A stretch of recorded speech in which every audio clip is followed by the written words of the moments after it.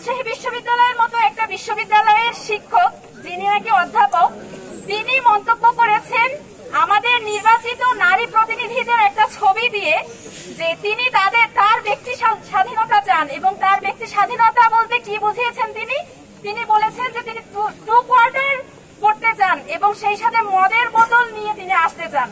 আমার তার কাছে প্রশ্ন, এই যে 2 কোয়ার্টার এবং মদের বোতল, এইটা কি আসলে সামাজিকভাবে, সামাজিকতা কি আসলে, সমাজ কি এটাকে মূল্যায়ন করে? কিভাবে মূল্যায়ন করে?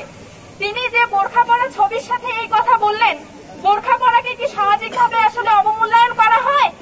আমরা এখন তাকে যদি চ্যালেঞ্জ ছুড়ে দিতে চাই যে তিনি যেটা